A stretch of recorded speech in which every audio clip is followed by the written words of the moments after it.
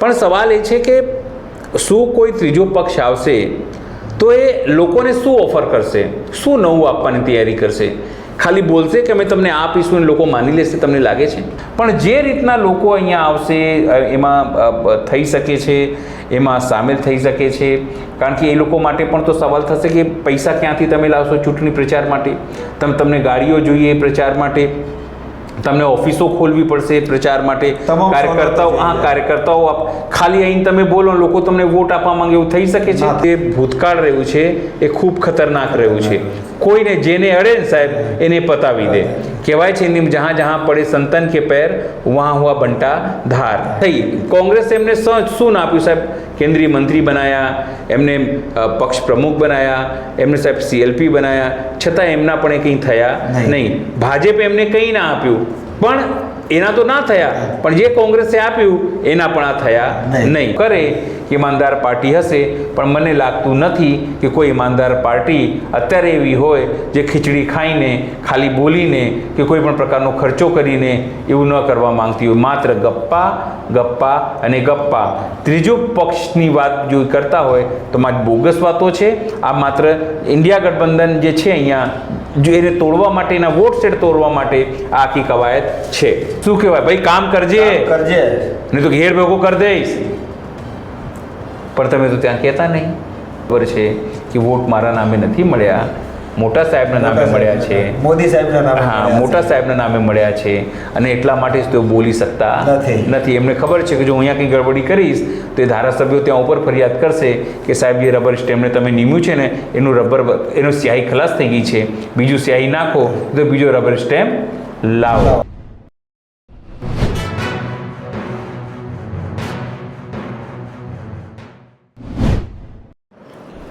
નમસ્કાર મિત્રો, તેજ નેત્ર ન્યૂઝમાં તમારું સ્વાગત છે. હું છું ભરત પટેલ.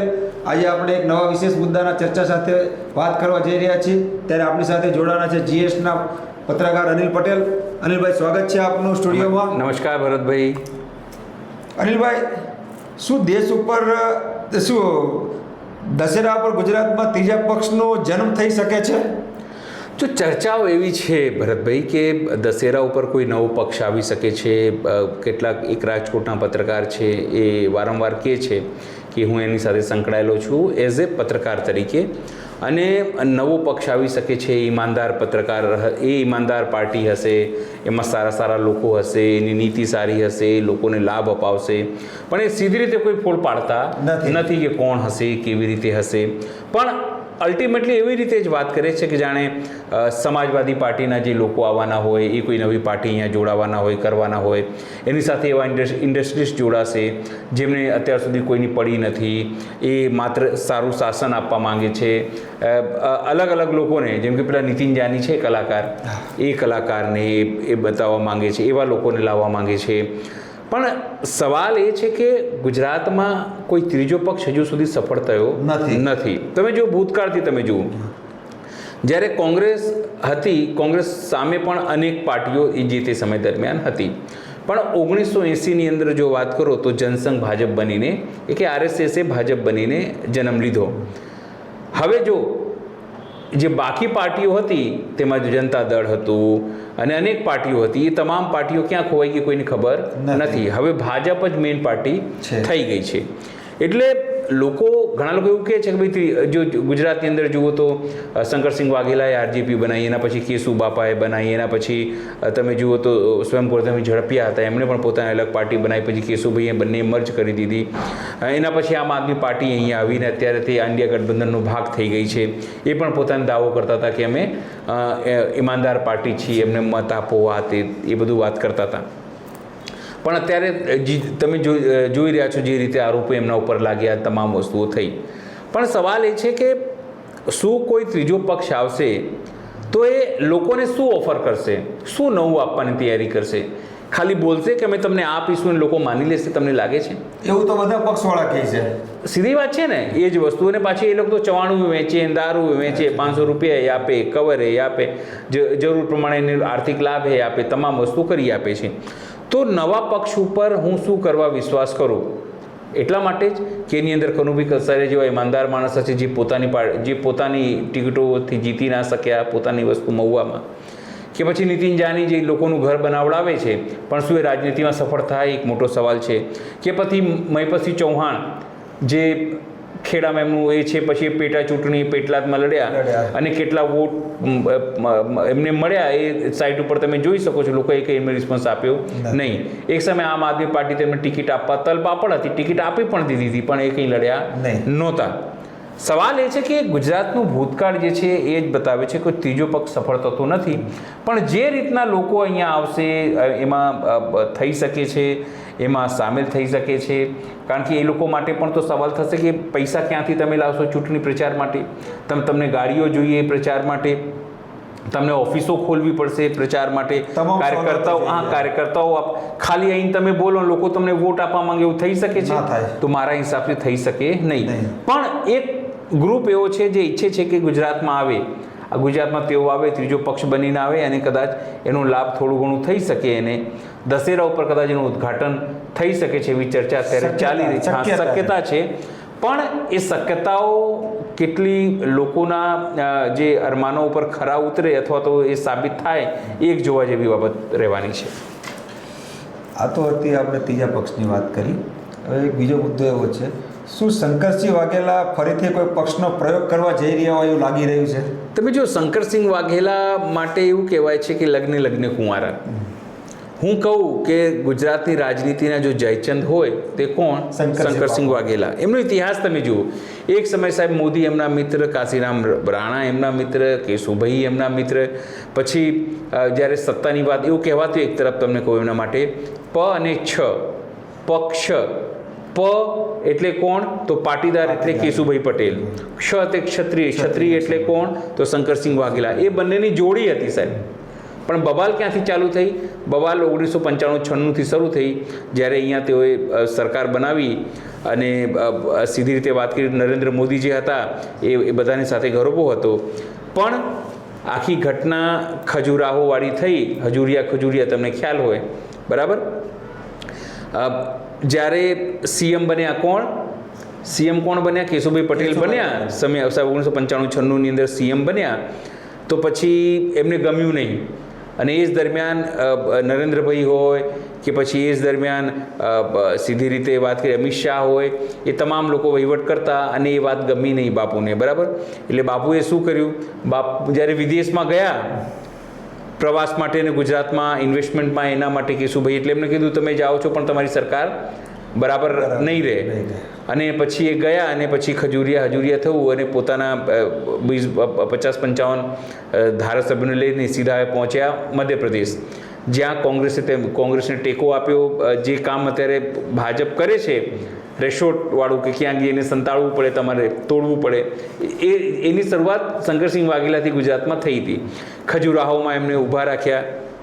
એવું કહેવાય છે કે જે લોકો એમની સાથે ગયા ભાજપ એમને ખજુરિયા કહેવાય, કારણ કે બધા ખજુરાહોમાં હતા. અને જે લોકો અહીંયા રહ્યા એ લોકોને હજુરિયા કહેવાય, હજુર.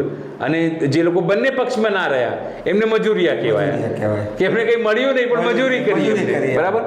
પણ જ્યારે સરકાર તૂટવાની વાત આવી પછી ત્યાંથી હાઈકમાન્ડ અહીંયા દોડી આવ્યું ભાજપનું, અડવાણીથી લઈને તમામ લોકો. ત્યારે એમણે કીધું ભાઈ હું સરકાર નહીં તોડું પણ મારી 3 શરતો છે. પૂછ્યું શું? તો એક એ કે નરેન્દ્ર મોદીને અહીંયાથી બહાર કાઢો બરાબર. નંબર 2, કેશુભાઈ સીએમ તરીકે ના જોઈએ. અને મારા જે 50-55 સીએમ ધારાસભ્યો છે એમાંથી 6 લોકોને તમે મંત્રી બનાવો. ભાઈ મંત્રી બન્યા એમના લોકો. અને એ પ્રમાણે તમે જુઓ કે નરેન્દ્ર મોદીને હિમાચલ પ્રદેશને ચંડીગઢ બધું મોકલી આપવામાં આવ્યું અને કેશુભાઈને હટાવી દેવામાં આવ્યું. પછી શું? એના પછી પણ થોડા સમય સુધી તેઓ સીએમ રહ્યા બરાબર. પણ ફરીથી કોંગ્રેસ સાથે તેમની ખટરાક ચાલુ થઈ ગઈ અને એવું કહેવામાં આવ્યું કે ભાઈ તમે હટી જાઓ, કોઈ બીજાને બનાવો. તો પેલા પરીખ કરી દિલીપ પરીખ હતા, એમનો ચાન્સ લાગ્યો પણ દિલીપ પરીખ પણ રોકાયા નહીં. એટલે પછી સરકાર ભાંગી પડી અને ફરીથી એમણે નક્કી કર્યું કે ભાઈ હું આરજેપી રાષ્ટ્રીય જનતા દળ બનાવીશ. આરજેપી એમણે બનાવી. ચૂંટણીએ લડ્યા. એવું નથી આરજેપીના હેઠળ ચૂંટણી લડ્યા. ચૂંટણી લડ્યાનું નુકસાન શું થયું? એમને માત્ર 4 સીટો આવી. એવું નહીં કે એમને પોતાના સીએમના સમયમાં સારા કામ કર્યા, સાહેબ જિલ્લા સારા બનાવ્યા એમને.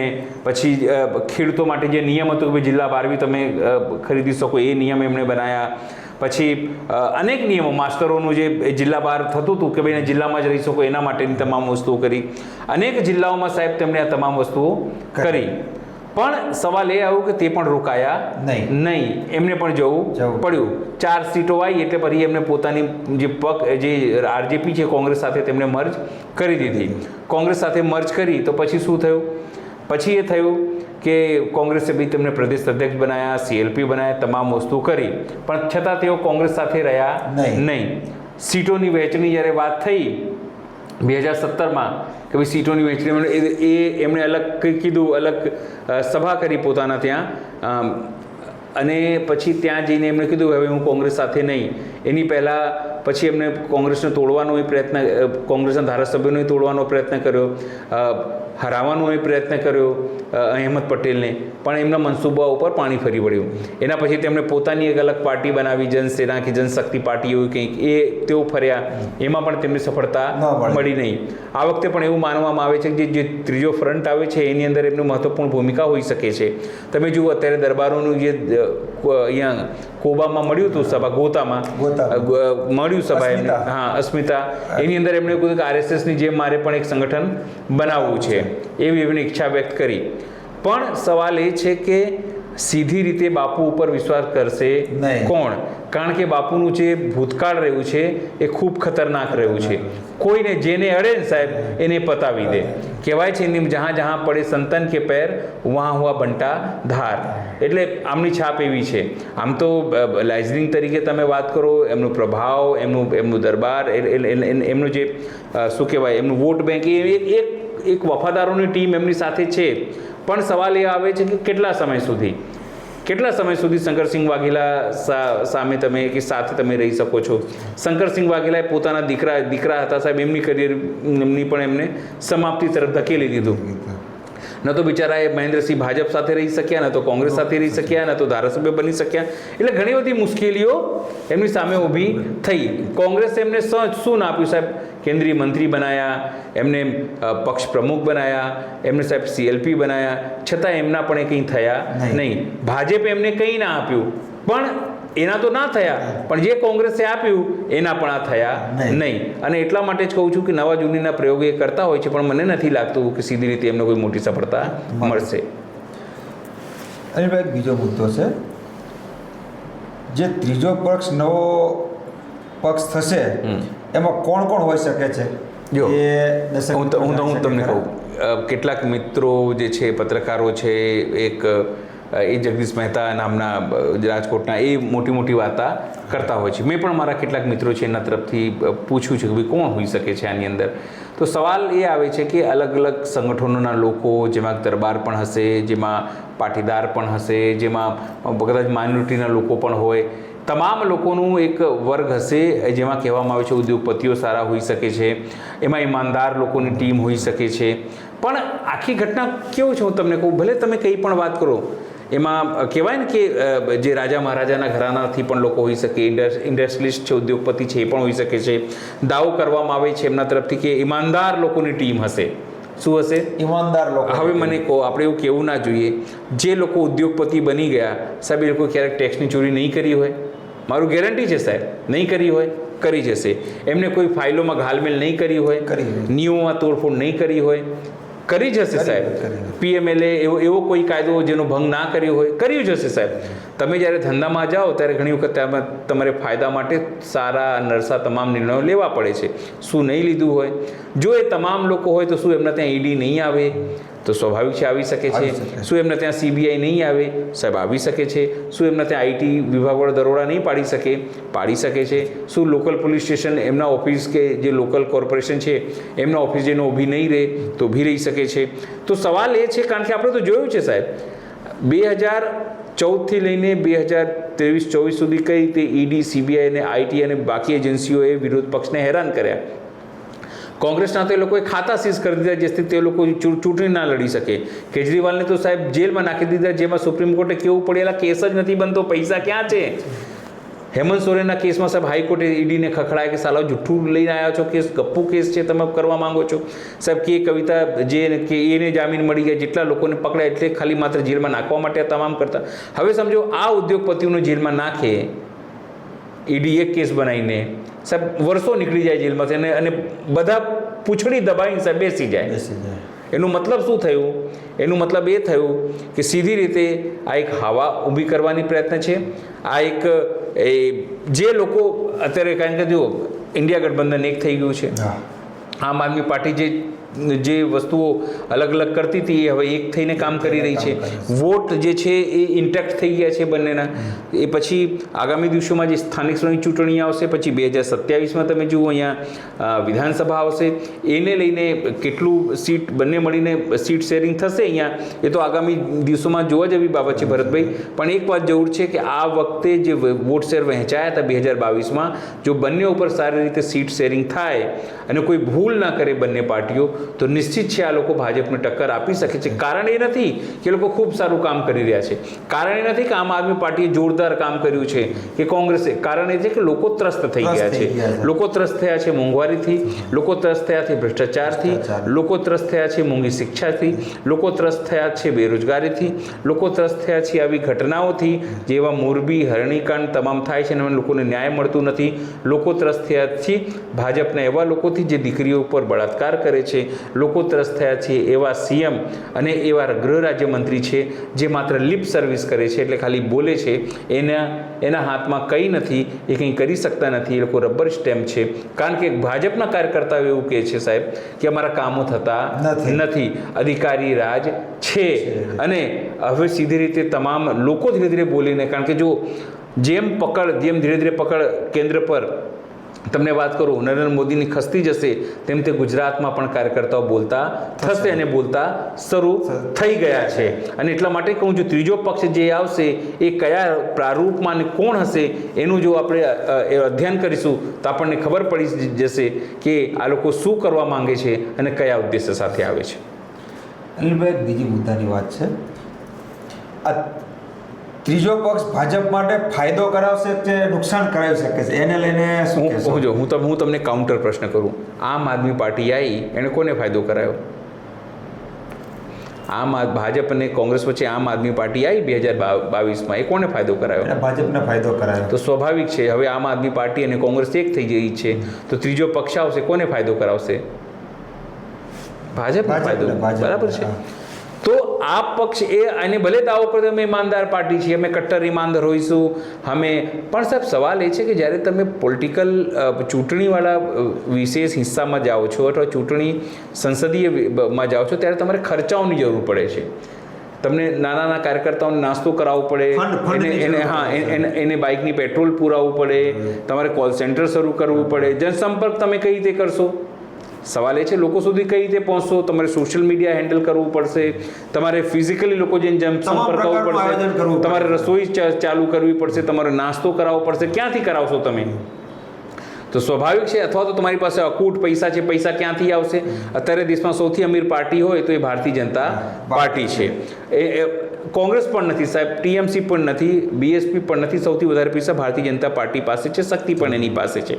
તો એવો કોઈ ઉદ્યોગપતિ કેમ આવશે જે પોતાના પૈસા અનિશ્ચિત સંસ્થા ઉપર કે અનિશ્ચિત સંગઠન ઉપર લગાવશે જેની કોઈ જીતની ગેરંટી ના હોય?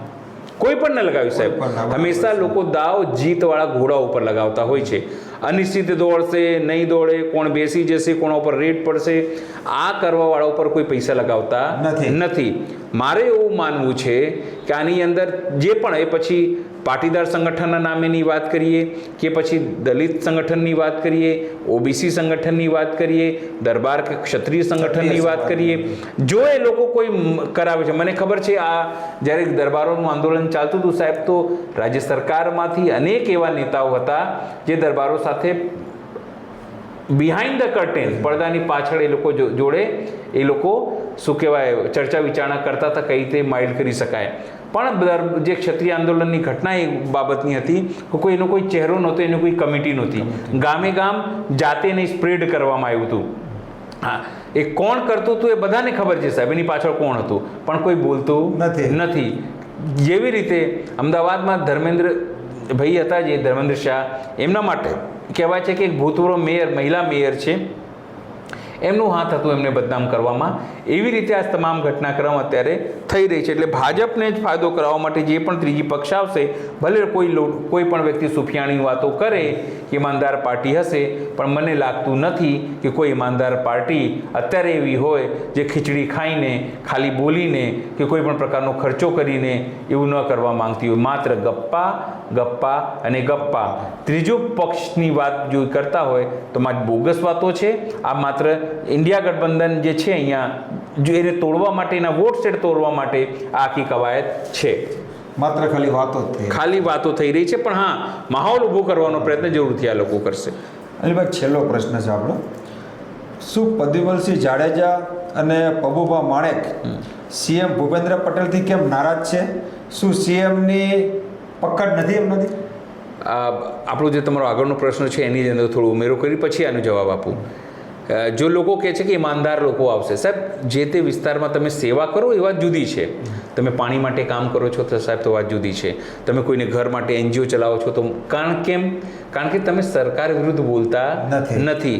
જે સત્તા પક્ષમાં જે પાર્ટી છે એની ખામીઓ ઉજાગર કરતા નથી. તમે તમારું કામ કરો છો એટલે બધાને ગમો છો. ઉદાહરણ તરીકે તમને કહું, જ્યારે ઈશુદાન ગઢવી આમ આદમી પાર્ટીના પ્રમુખ પત્રકાર હતા ત્યારે તમામ લોકોને ઝાટકતા, કોંગ્રેસને ઝાટકતા, બીજેપીને ઝાટકતા, અધિકારીઓને ઝાટકતા, ખેડૂતો લઈને વાત કરતા. પણ જ્યારે તેમણે એક પાર્ટી પસંદ કરી લીધી ત્યારે એમને પીઠની પાછળ એક પાર્ટીનો ઠપ્પો લાગી ગયો.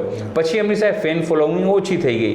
જે ભાજપના લોકો એમને સન્માનથી બોલાવતા એ જ ભાજપ કાર્યાલય એ ગયા હતા વિરોધ કરવા, તેમને પકડીને જેલમાં નાખી દેવામાં આવ્યું હતું. એ હું કહું છું, કથિત રીતે એમના ઉપર ખોટું કેસ કરવામાં આવ્યું હતું, ખોટું કેસ, કે દારૂ પીને આવ્યા હતા. વિચાર કરો, એક મહિલા કાર્યકર્તાએ નેત્રી તેમના ઉપર છેડતીનો આરોપ લગાવ્યો હતો. સાહેબ, હું વ્યક્તિગત ઓળખું છું એ વ્યક્તિને, મારો અંગત મિત્ર છે. અંગત મિત્ર છે એટલા માટે નથી કહેતો કારણ કે ન તો એ કોઈ ક્યારે નશો કરે, ન તો એનો કોઈ એવું કેરેક્ટર છે. એની જોડે બેસીને આપણે રિપોર્ટિંગ કર્યું છે, એની ગેરંટી આપી શકીએ છીએ આપણે. છતાં પણ જો એ વ્યક્તિને લોકો જેલમાં નાખી દેતા હોય તો પછી આની શું ગેરંટી કે નીતિન જાની કે કોઈ બીજા સમાજ સેવાને તમે લાવો અને સ્વાભાવિક છે કોઈ આવે તો ખાલી પોતાની તો વાત નહીં કરે. એવું જ કહેશે કે ભાઈ જે સરકારે કામ નથી કર્યું, કે જે પ્રતિનિધિ તમારું કામ નથી કર્યું, એ કામ હું કરીશ. એણે આ કામ કરવા માટે ફંડ તો એલોટ થયું હતું, પણ એ ફંડ એમનો પ્રોપર દુરુપયોગ કર્યો છે એવું તો કહેશે. ભ્રષ્ટાચારની વાતો નહીં કે, પણ આ તો એટલું કેવું પડશે. આ કહેશે એટલે તમે વિરોધમાં જશો એટલે તમારું જેલમાં વારો જવામાં આવશે. એ આ એક પ્રશ્ન. બીજો પ્રશ્ન તમે પૂછ્યું એમ, તમે જુઓ કાલે જે રીતે આપણે વાત, પ્રદ્યુમનસિંહે કોને પત્ર લખ્યો હતો કાલે? રાજ્યપાલને પત્ર લખવાની જરૂર કેમ પડે કે સીએમ સાંભળતા ના હોય અથવા આપણે સીએમને ગણતા ના હોઈએ? એનો મતલબ શું કે આપણી ગુજરાતની અંદર હવે સંવૈધાનિક સંકટની શરૂઆત થઈ ગઈ છે અને એટલા માટે જે ધારાસભ્યો છે એ રાજ્યપાલને પત્રો લખતા થઈ ગયા છે. એમનું પણ માનવું છે કે જે આપણું મંત્રીમંડળ છે, કે જે આપણો મુખ્ય પ્રધાન છે, એ રબર સ્ટેમ્પ છે, એમનું કોઈ હાલતું નથી. નંબર 1. નંબર 2, પબુભા માણેકનો જે વિડીયો આવ્યો છે તમે જુઓ, એ કહે છે કે તમે જેને સીએમને કહી દેજો કે મેં આ કહ્યું છે. એટલે સીએમ આટલો હલકો વ્યક્તિ છે સાહેબ? કોઈ બી એરો ગેરો નથું ખેરો આલિયા માલ્યો ને જમાલ્યો આવીને કહી જાય અને સીએમ કહી નાખે. સવાલ એ છે ને કે તમે એવું કહો દાદા, મક્કમ, મૃદુ, પણ સાહેબ મૃદુ મક્કમ દાદાથી કામ ન ચાલે. તમારે કડક થઈને એડમિનિસ્ટ્રેશનને કામ કરવું પડે. તમારા ફોન, વ્યક્તિગત કહું છું સાહેબ, તમારા ફોનથી સાહેબ અધિકારીઓ અને પદાધિકારીઓ કે ધારાસભ્યો મુતરી જવા જોઈએ. જો ના મુતરાઈ શકાવ તો તમે ઘેર જઈને ભજન કરો. તમારી વાત ના માનતા હોય અધિકારીઓ, તેમને પાણીચું આપી દો, ઘેર મોકલી દો. પણ જો તમારા ધારાસભ્યો ટેકન ફોર ગ્રાન્ટેડ તમને લેવા માંડે, તમારે વિરુદ્ધમાં બોલવા માંડે પર જાહેરમાં, તો પછી તમારે રાજીનામું આપવું જોઈએ. તમારે કેવું જોઈએ, ભૈયા મારાથી આ કામ થશે નહીં, સાહેબ આ પકડો, જે મને ગાળો આપે છે, મને ગણતા નહીં, એને તમે સીએમ બનાવી આવ્યું. અધિકારીઓ મારું સાંભળતા નથી, પદાધિકારીઓ મારું સાંભળતા નથી, ધારાસભ્યો મને ગણતા નથી, એમપીઓ મને ગણતા નથી, કાર્યકર્તાઓ મારા વિશે ખબર નહીં શું કહે છે. પણ સવાલ એ છે કે મૃદુ અને મક્કમ રહીને દાદા શું સાબિત કરવા માંગે છે? કે એ નિખટ્ટું છે, કોઈ કામના નથી, એટલા માટે આ ધારાસભ્ય બોલા જાય છે? તો આ તો ખૂબ જ ઘાતક છે સાહેબ ગુજરાત માટે.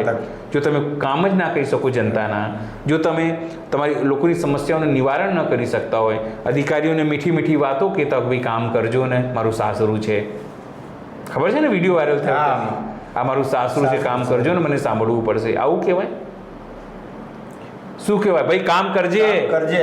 નહીં તો ઘેર ભેગો કરી દઈશ. પણ તમે તો ત્યાં કહેતા નહીં. એવું જ કહેવું પડે ને કે લોકો મારા ઉપર વિશ્વાસ કરે છે, પણ એમને બી ખબર છે કે વોટ મારા નામે નથી મળ્યા, મોટા સાહેબના નામે મળ્યા છે, મોદી સાહેબના નામે હા, મળ્યા મોટા છે. સાહેબના નામે મળ્યા છે, અને એટલા માટે જ તેઓ બોલી શકતા નથી. એમને ખબર છે કે જો અહીંયા કંઈ ગડબડી કરીશ તો એ ધારાસભ્યો ત્યાં ઉપર ફરિયાદ કરશે કે સાહેબ જે રબર સ્ટેમ્પને તમે નિમ્યું છે ને એનું એનું સ્યાહી ખલાસ થઈ ગઈ છે, બીજું સ્યાહી નાખો તો બીજો રબર સ્ટેમ્પ લાવો. આખી ઘટનાક્રમ આવું છે. આ તો આપણો વિશેષ કાર્યક્રમ તમને કેવો લાગ્યો જેને લઈને તમે મંતવ્ય આપી શકો છો. અત્યારે બસ આટલું જ. અમારી ચેનલને લાઈક કરો, સબસ્ક્રાઈબ કરો અને બેલ આઇકોન દબાવો. નમસ્કાર.